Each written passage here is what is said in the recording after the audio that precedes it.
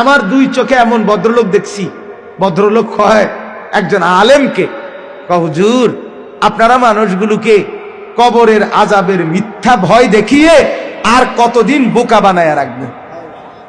এরম ডাকাইতে আমি দেখছি, এমন জানোয়ার আমি নিজে দেখছি। ওটা ভদ্রলোক। বান্দা শোনো, তোমার অন্তরের ভিতরে, অন্তরের মনি কুঠুরিতে ভেতরে তুমি যে কল্পনা, কামনা, বাসনা, যে আকাঙ্ক্ষাগুলো তুমি লালন করো, আল্লাহ বলেন ওইগুলো পূর্ণ আমি জানি। অতএব তোমার অন্তরের গহীন কুঠুরির গোপন বিষয়গুলো আমি জানি, আমার থেকে আড়াল করতে পারবা না। অতএব তোমার উচিত আমাকেই ভয় করা। দুনিয়াবাসী না জানে না আপনার আমার ভিতরের কল্পনা, ঠিক কিনা বলেন না? আপনি রাস্তার নারীকে দেখে কি কি ভাবছেন এটা আমি না বুঝি নাই, আল্লাহ বুঝে নাই। কথা বলেন না কেন? আপনি উলঙ্গ ছবি দেখে, নর্তকীর নাচ দেখে কি কি কল্পনা করছেন, অসভ্য কল্পনা, এটা দুনিয়াবাসীরা বোঝে নাই, আল্লাহ বোঝে নাই। আল্লাহ তাআলা বলেন অতএব তুমি আমাকে ভয় করা উচিত, আমি তোমার গোপন বিষয়ও জানি।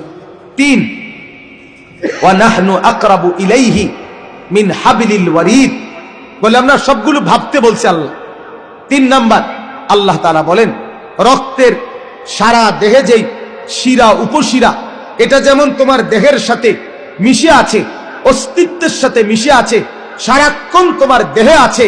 আল্লাহ তাআলা বলেন আমি রব্বুল আলামিন তোমার সারা দেহের প্রবাহমান শিরা উপশিরা, রক্তের শিরা উপশিরা সবগুলো চাইতেও সারাক্ষণ আমি তোমার তার চাইতে বেশি কাছে থাকি, কাছে আছি।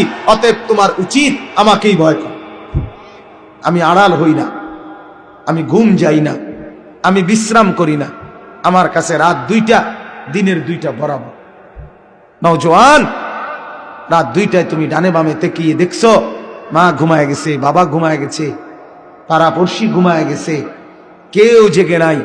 তুমি একা উলঙ্গ ছবি দেখছ, নর্তকীর নাচ দেখতেছ, জিনা ব্যভিচারের দৃশ্য দেখতেছ, আরেক মেয়ের সাথে অবৈধ প্রেমের আলাপ করছো, ভাবছো কেউ দেখে না, তুমি একা। আরশে আজিম থেকে রব্বুল আলামিন বলে আনিস আমি জেগে আছি, আমি ঘুমাই নাই, আমি ঘুম যাইও না। আয় আমার বান্দা, আমাকে সামনে রেখে এত বড় গুনাহ কেমনে করবে?